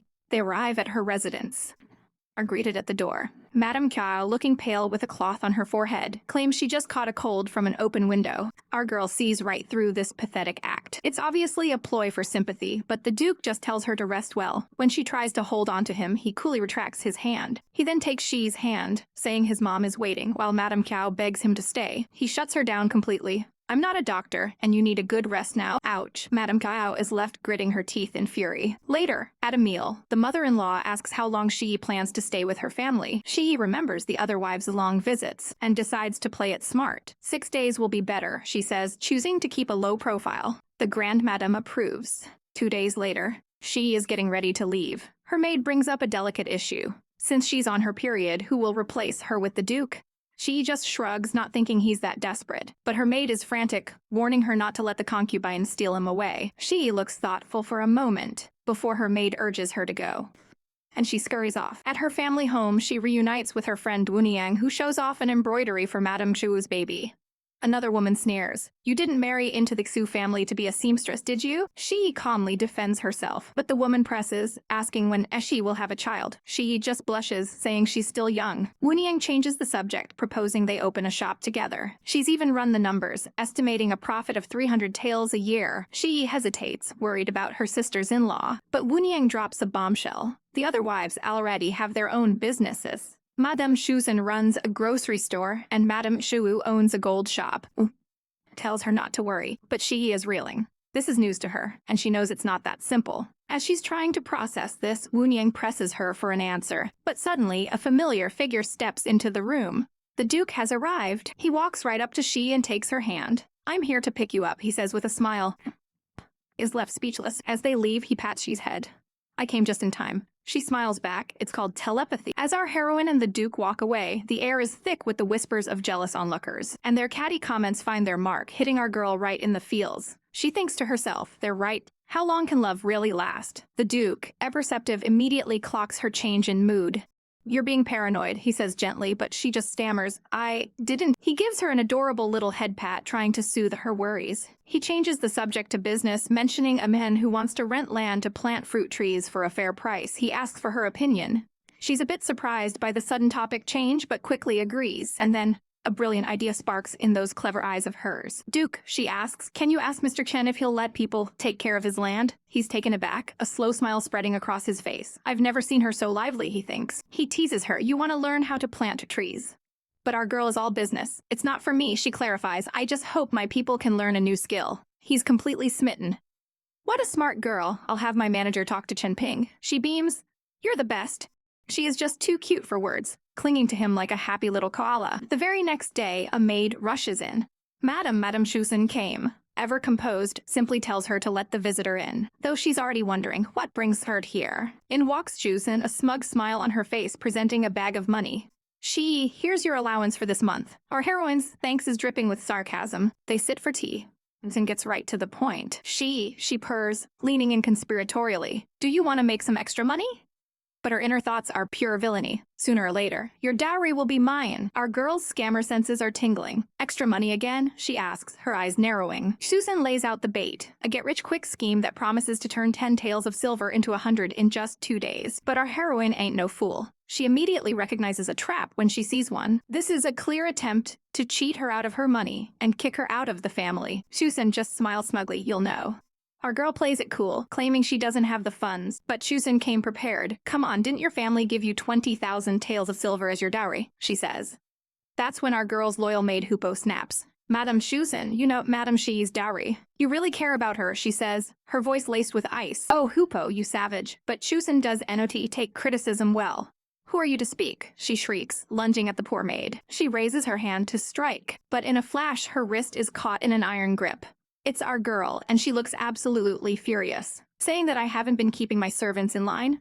No matter what, I'm their master. Shuzhen tries to backtrack, claiming she was just trying to help. She retracts her hand. Thank you, but I'm fine, she says, her voice dangerously calm. Shuzhen can only mutter, I see. And then, in a move no one saw coming, our heroine turns, and with a loud snap, she slaps her Obi-Yunyan maid. Qiu Ling goes down, completely stunned, clutching her cheek in disbelief. Shuzhen is aghast. How can you hit my maid? Our girl takes a slow, deliberate sip of tea. Can't I? She asks coolly. She lays down the law. I'm the Duke's wife, and my maid outranks yours. She calls out the disrespect from earlier, then asks Shuzhen with a chilling smile. Did I do anything wrong? Shuzhen is floored. She completely underestimated this girl. Checkmate. Shuzhen forces her crying maid to apologize. Qiu Ling gets on her knees, begging for mercy. Our heroine tells her to rise, then dismisses Shuzhen with a cool, I'll think about what you said. Shuzhen leaves with a parting shot reminding that she's the one running the family. A taste in her mouth. Once they're gone, Hupo thanks her mistress, but worries that Shuzhen will now hold a grudge. She kneels in gratitude, but our girl pulls her right back up. Shusen would hate me even without you, she says, her voice soft but firm. I brought you here. If I don't protect you, who will? Meanwhile, outside, Shusen is absolutely seething, shaking her maid and calling her a dumbass for embarrassing her. The poor girl can only tremble in fear. Shusen glares back at the mansion, vowing revenge. Just wait and see. Back inside, our girl tells Hupo to prepare for dinner with the Duke. As she's getting ready, a servant announces the return of Lu Yonggi, Madame Yuan's accountant, who's here to hand over the stores. Our quick-thinking heroine tells them to schedule a meeting tomorrow with him, Zhengxing, and his wife. Hupo then asks what happened with Shusen, her face etched with worry. She explains Shusen's new purchasing rules, which cleverly prevent anyone, including Shusen herself, from getting kickback.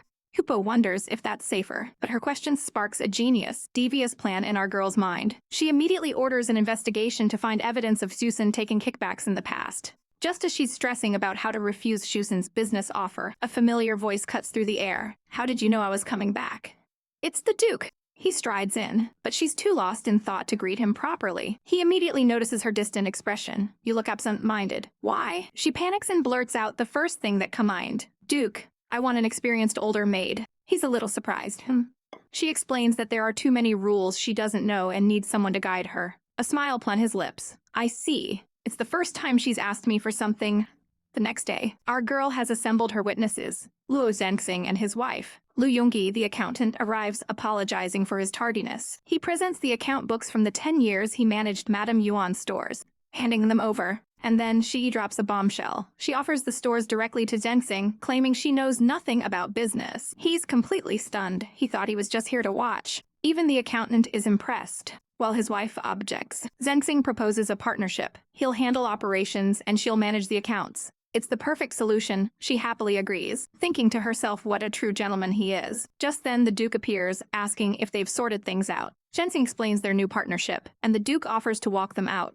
As they leave, Zhengxing's wife asks Shi for advice about another family member wanting to start a business. Shi suggests a simple monetary gift to avoid future conflict, and the wife loves the idea. But our poor girl is internally screaming, realizing this just complicates her own financial situation. The Duke's voice cuts through her panic, his tone suddenly icy. Whose idea was it for you to run the books and Zhengxing to run the operation? She freezes, wondering why he looks so angry. His mind is racing, remembering how the Luos had bullied her before. He recalls her fighting back, but the protective fury is rising in him. She is my wife now, he thinks. How can I watch her be bullied again? He looks absolutely terrifying. I'll ask you one last time, he says, his voice low and dangerous. Was it your idea or Zhengxing's? She meekly admits it was hers. The sheer force of his anger snaps her out of her daze. He just scoffs and storms off, leaving her standing alone and bewildered. Tears spring to her eyes as she watches him go. I thought you liked me. I'm so stupid, she sobs, her heart shattering. She's crying on the steps when he finds her. Leave me alone, she whimpers. But his anger has melted away. I'm not angry, he says softly, gently patting her head. I just don't want you to be bullied. She explains her logic that with Zhengxing's expertise, she can learn without risking everything. A wave of pride washes over him. My wife is so smart, he thinks. The misunderstanding evaporates in an instant. He smiles, reminding her that his mother is waiting. She takes his hand. As they walk, he reveals his own clever plan. He's arranged for some experienced to come help her, including named Xiang, who knows ALL, the household gossip. You know what I mean, he says with a wink. She's ecstatic. Duke, you're awesome. This is the perfect cover to get the information she needs. He just smiles. I knew you'd get it.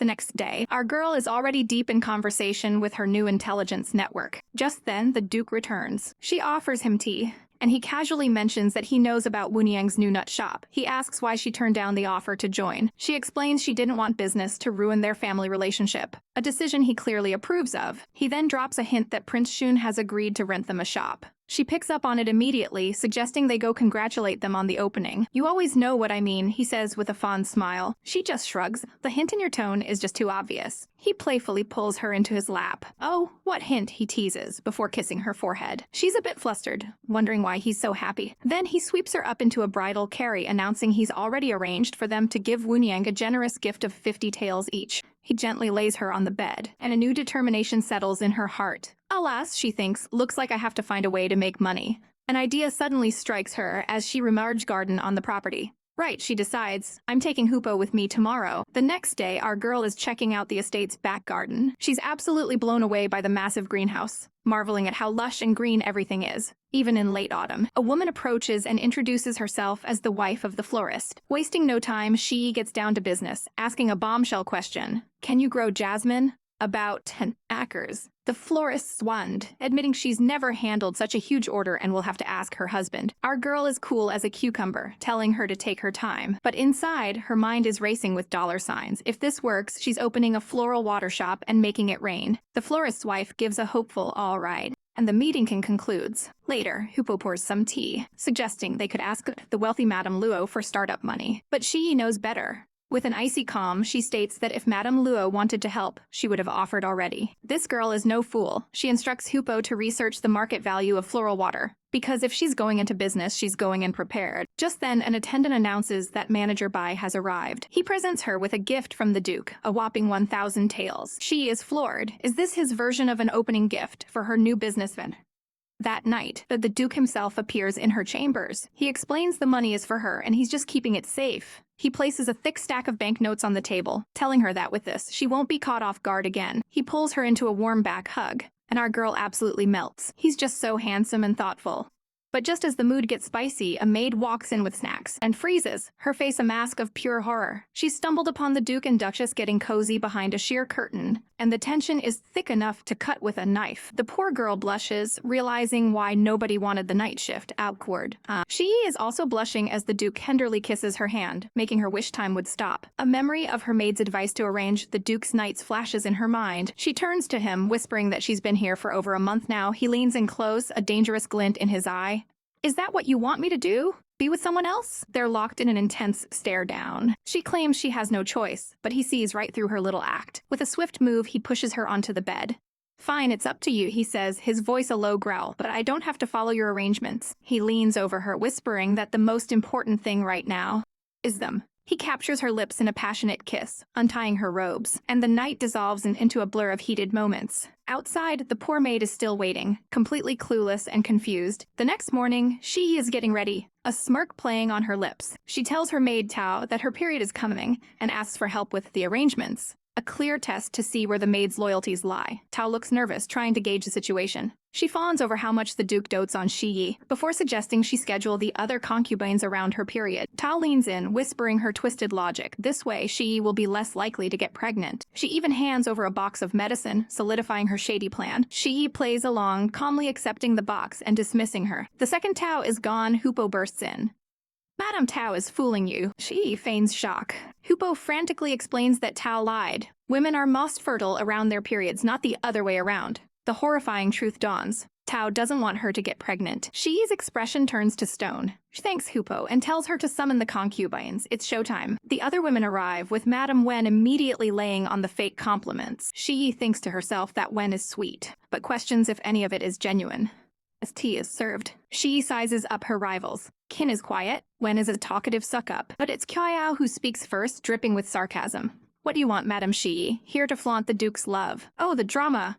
She realizes Qiao is still salty about the Duke holding her hand. The other concubines look on, with Wen wisely deciding to stay out of the line of fire. Shi knew it. They all pretend to be nice, but they're just vultures waiting for her to fail. She turns to Qiao, her voice dangerously sweet. You mean you want the Duke to love you instead of me? Qiao is left sputtering with rage. Having silenced the hater, Shi makes her big announcement. She lays out a new 5-day rotation schedule for each of them to spend time with the Duke. Wen is practically giddy with excitement, thanking her profusely, and adding how everyone knows the Duke loves Shi the most. Shi offers a plastic smile, thinking, funny you didn't say that when Qiao was attacking me. She then turns her attention back to the fuming Qiao, asking if she feels better and dropping a casual bomb. The Duke said you could have your mother visit. Qiao is stunned. She continues, he cares about you, before leaning in for the kill. He asked my opinion first, she whispers, and I took pity on you. Her voice hardens. I'm not a troublemaker, but I'm not a coward. Don't be rude to me again. Qiao shrieks, he would have loved me without you. She shuts her down with a single savage line, stop dreaming. Know your place. Qiao storms out in a huff. With that chaos handled, she announces she's going to greet the Grand Madam. She arrives and politely greets her mother-in-law, who invites her to the back room for a private chat. She explains her decision about the concubine schedule. The Grand Madam is pleased. advising her that as the main wife she must be tolerant. She scoffs internally at the huge gap between the mother's traditional views and the Duke's own feelings. Suddenly, her sister-in-law Luoda bursts in, asking what has her mom so happy. She suggests a walk in the back garden, but the Grand Madam quickly shuts her down. She files away the strange reaction the old woman never wants to go to the back garden. Luoda immediately blames Shi for her mother's mood. But before a fight can break out, a maid rushes in with devastating news. Madame Xinying has had a miscarriage. Everyone is shocked. The Grand Madam tells Shi to go at once and send herbs, and she quickly leaves. Arriving at the Luo residence, Shi tells her own mother the news. But her mother's response is chilling. She deserved that. Shi is horrified by her cruelty. Her mother dismisses the tragedy, instead grilling Shi about the concubines and their fertility cycles. She slams the table in fury. It matters who gives birth to the first son. What if Kyle beats you to it? She mutters that she doesn't care who has the Duke's first son, which sends her mother into a rage. You idiot! If Yuan were alive, Shi finally snaps. Did the Duke even love Yuan, or did you just care about having your daughter be his wife? Her mother points a trembling finger, screaming, "You know nothing." The screaming match is interrupted by the arrival of Luoda, who calmly tells her brother to escort their furious mother to her room. She turns to Shi, telling her to stop fighting with their mom. "Everything is ready," she says. "Let's go and visit Xinying." Here we go again. Our girl is off to Mao Duke's residence, arriving by carriage to handle yet another family drama. A kind woman offers her a hand warmer for the cold, a small gesture before they walk into the lion's den. They're by servants, and announced as Madame Shi and Madame Luoda. Waiting for them is Madame Wang, the mother of the house, and she looks absolutely frantic. She grabs our girl's hand, her voice trembling as she reveals her daughter, Xinying, has stopped eating for 3 whole days. They find the poor girl lying weakly in bed, a shadow of her former self. She gently calls out to her, and Xinying's eyes flutter open.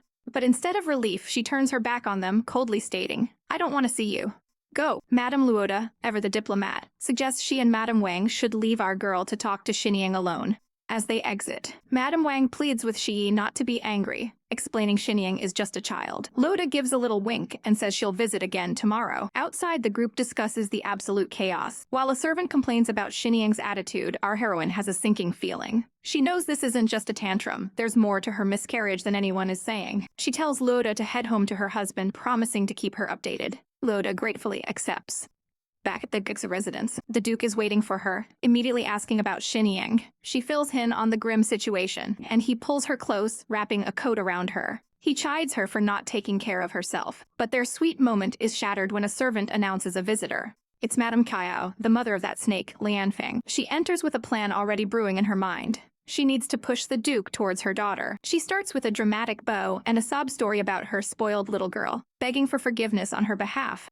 But our girl sees right through this performance. She knows Madame Kayao is trying to manipulate them, and she realizes the Duke is there to handle it. He's backing her up, so she steps in, her voice smooth as silk. She praises Lianfeng, saying she's decent and well-liked. Madame Kayao flinches. This girl is sharp. She realizes Shi just turned her words against her. She then lands another blow, sarcastically mentioning how overawed she was by all the doctors called for a simple cold. She finishes by saying the Duke treats everyone equally, and it was idea to invite Lianfeng. Checkmate. Madame Kiao knows her daughter is outmatched and retreats, but not before saying she'll tell Lianfeng to serve the Duke well. The threat is clear, and our girl knows she needs to watch her back. The next day, business calls. A man reports his findings on floral water shops, proudly stating there are only 2. He reveals that one conveniently belongs to an acquaintance, thinking this is a lucky break, but our girl is unimpressed. She knows he's just taking shortcuts. She starts grilling him with basic business questions he can't answer. He sputters that they're trade secrets, but she schools him instantly. Just go watch the customers. He's floored, realizing she's an expert. Little does he know, her mom was a business whiz in her past life. She sends the amateur away to do his homework. She then tells her maid to keep a close eye on him, knowing he's a swindler, and summons another servant.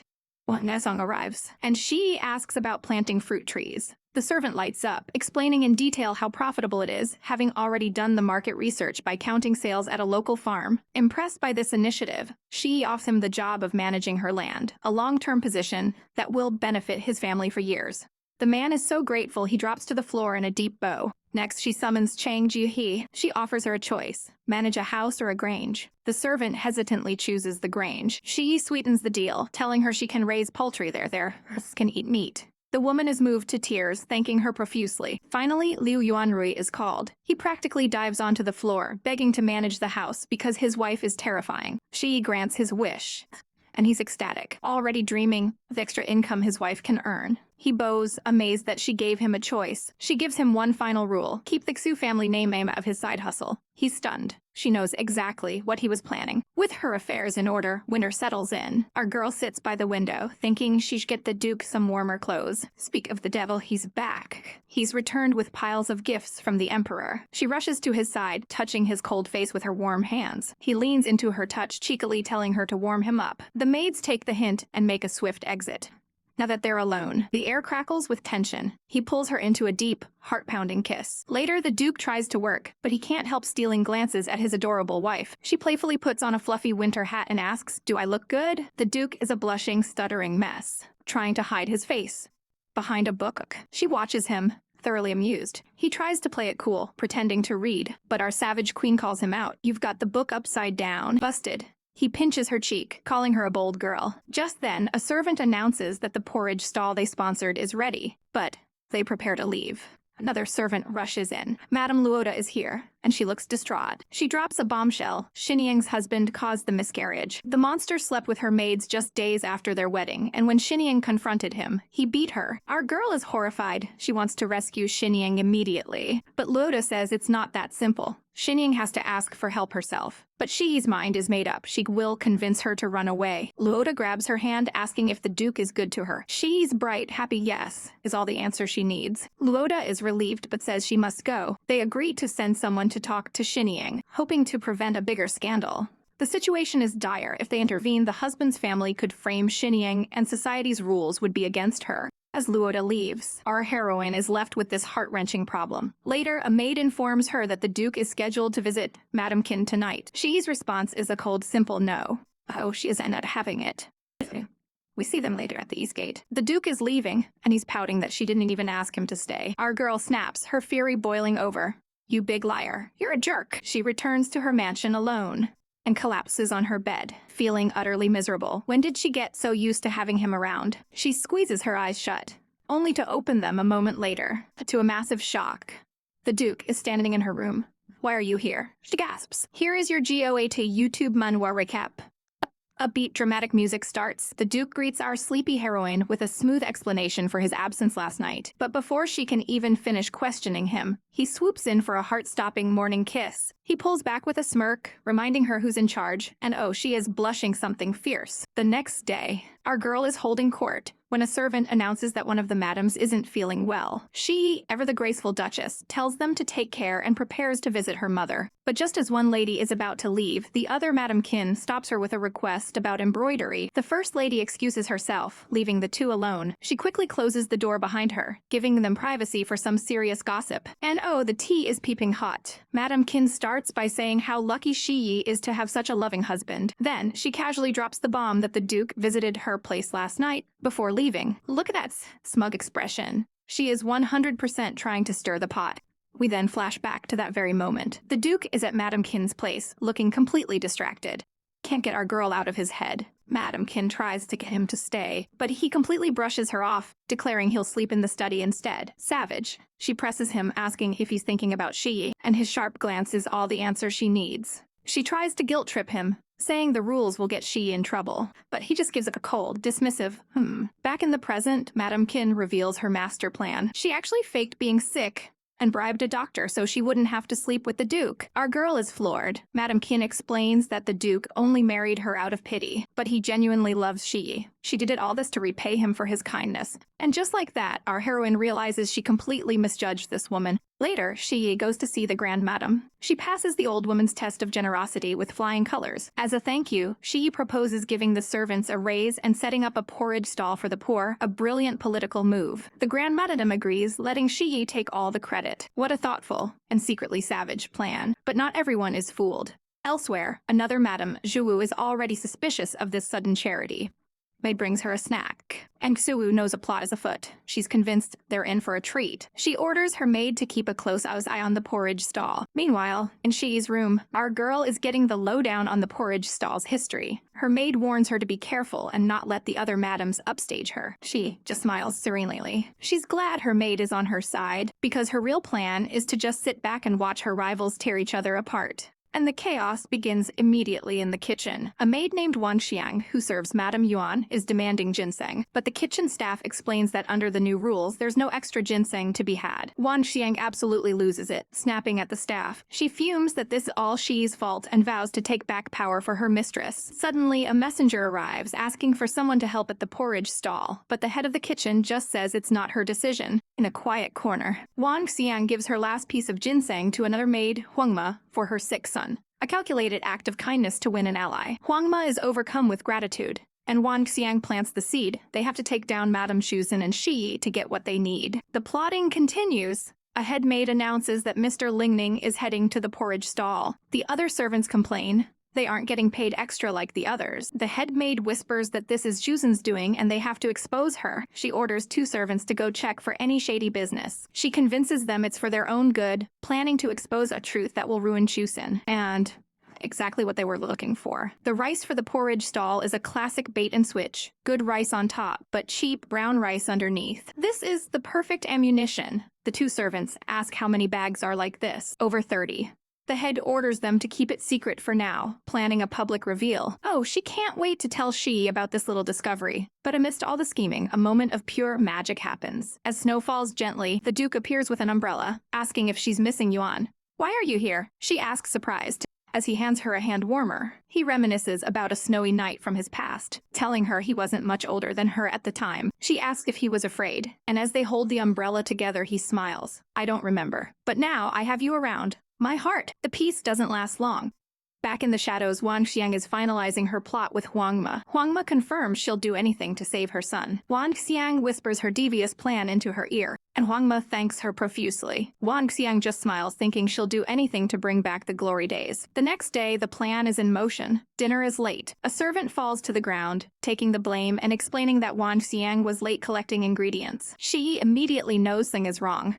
Grandmadam is furious, questioning Shuzhen's management skills. She slams her chopsticks down, and Shuzhen promises to handle it, a sinister smile on her face. Shuzhen storms into the kitchen to find Wan Xiang throwing a theatrical tantrum on the floor. The girl wails that everyone is bullying her and trying to steal her job.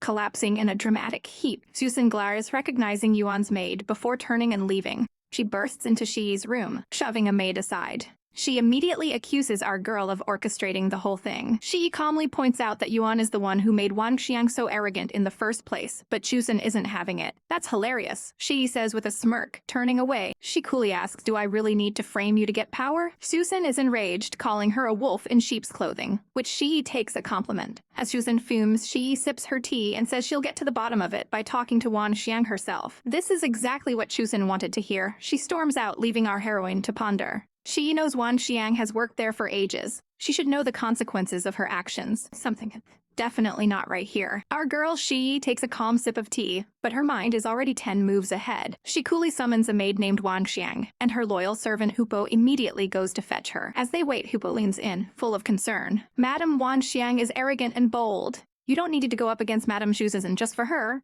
But Shi's gaze is sharp. She knows this is about power, and a war between her and Shuzhen is coming sooner or later. Wan Xiang finally arrives, bowing with a few other servants. Shi doesn't waste a second. "Wan Xiang, you used to work for my sister. I never thought you'd make such a mistake," she says, her voice dripping with disappointment. But Wan Xiang is a bootlicker, praising Shi's wisdom before leaning in with a juicy secret. "I have something on Madame Shuzhen." Shi raises an eyebrow, skeptical. "False accusation is a mortal sin. Do you have evidence?" Wan Xiang and Shuzhen has been skimming money by serving moldy rice at the free porridge stall. Shi flinches, horrified. "Are you sure? That could kill people." Wan Xiang swears she'll die a horrible death if she's lying. Shi presses her. "Who else knows about this?" Wan Xiang's eyes glint with a savage light.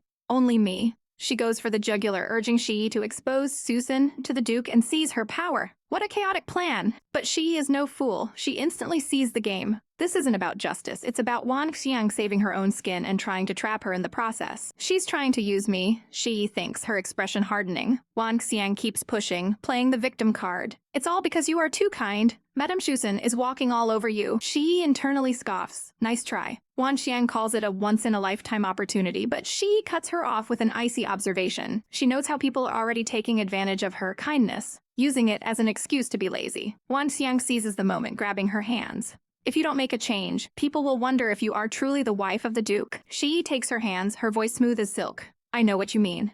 I'll handle it. But inside, her walls are up. She can't trust this selfish, desperate woman. Wang Xiang keeps begging her to tell the Duke her own survival on the line. She shuts it down. I'll think about it.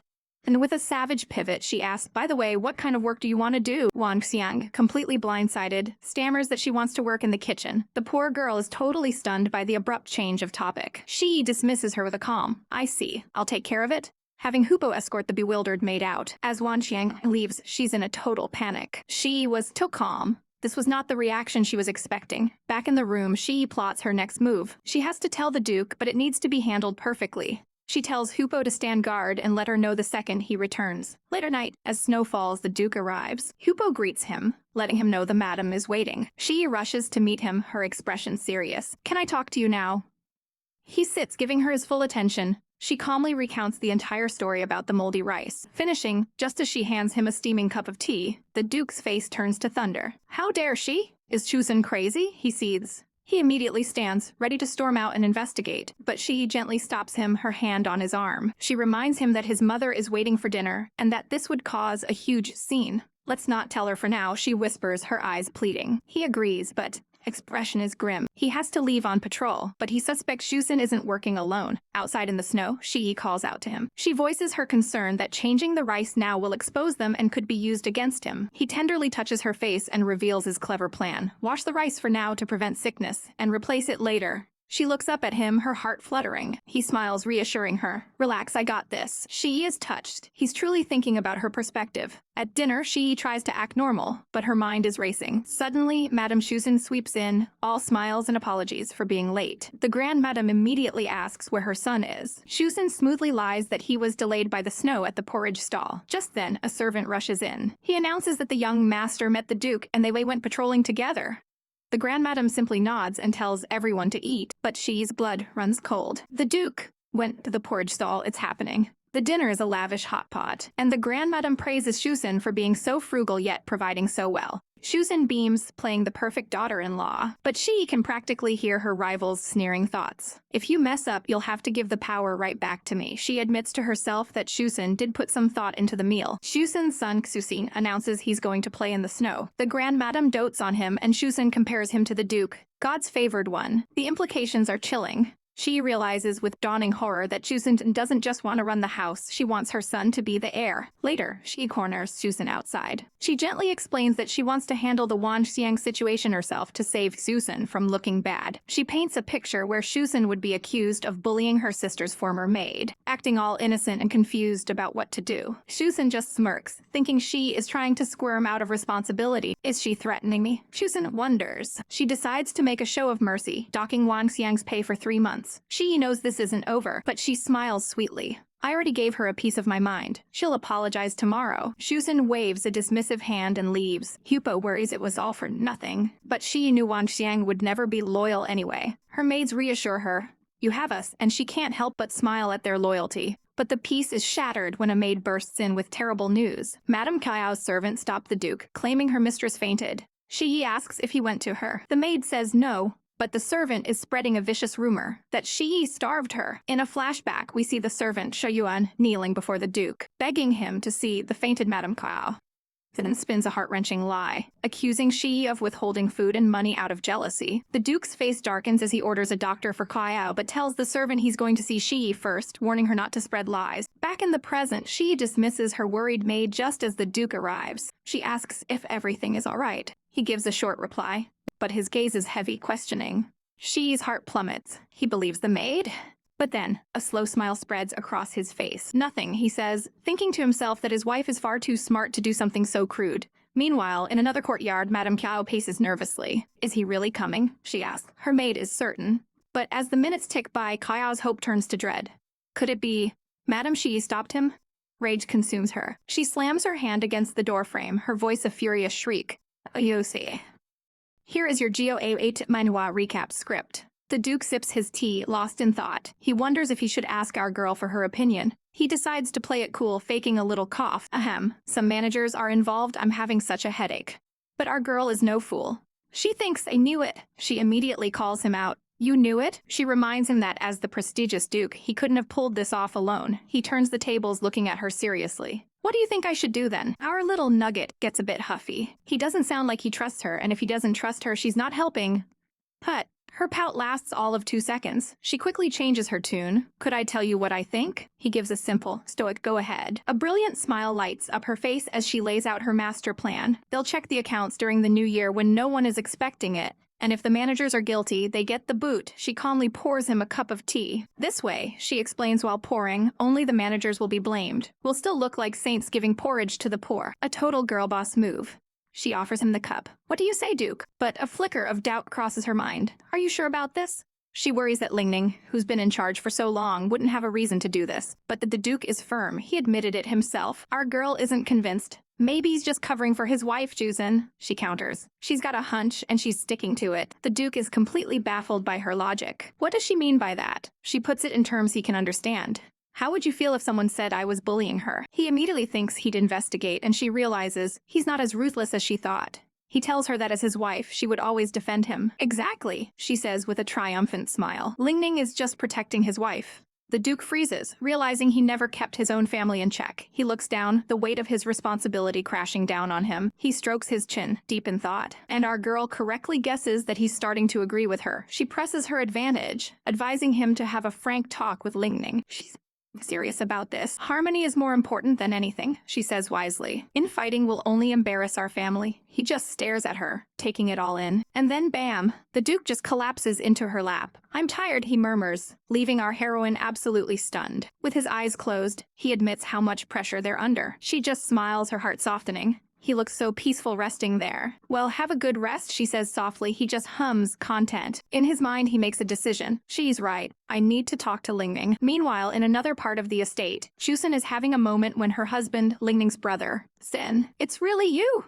And without another word, he slaps her across the face. She crumples to the floor in shock. He glares down at her. Who's Susan? She scrambles up, absolutely furious. How could you hit me after everything I did for you? He cuts her off his, that's enough. Do you want to know? He grabs her wrist with an iron grip. Pull yourself together. We are going to apologize to Mom. He begins to drag her from the room, but she fights back, tears streaming down her face. Apologize? Why should I? Is it a crime to look out for yourself? Is it because I come from humble beginnings? She cries, insisting she did it all for their son. He explodes. Stop defending yourself. To hell with the Queen. He rants about how they got no help but all the responsibility. She fires back that she tried to leave years ago, but he stopped her. I compromised for you? She sobs, slumping into a chair. But all you care about are the Xus, never about me or our son. A painful flashback floods her mind of being overlooked as a child. She's been living in the shadow of others for years and refuses to bow to Shi now. But then, a softer memory emerges, him being gentle and caring, him watching over their sick child. Back in the present, he softens for a moment. I'm sorry, but his face hardens again. But that's no excuse for what you did. You think I did this for myself? She scoffs. All she wants is a bright future for their son seeking. I don't want him to live like us, she screams, her voice cracking. Because we were born of damn concubines. Her pain finally breaks him, and a tear rolls down his cheek. He laments his own birthright, wishing he was noble like the others before snapping at her to stop complaining. She's stunned by his seriousness. For a second, he seemed just like the powerful Duke Lingyi. He slumps into a chair, completely defeated. Lingyi has demanded an explanation by tomorrow, and he has no idea what to do. She softens, offering to take the fall. Fine, I'll go to Mom. I'll tell her it was all my fault. She believes their mother will forgive her for the sake of their son. He sighs. I guess it's the only thing we can do. But just then, a maid rushes in.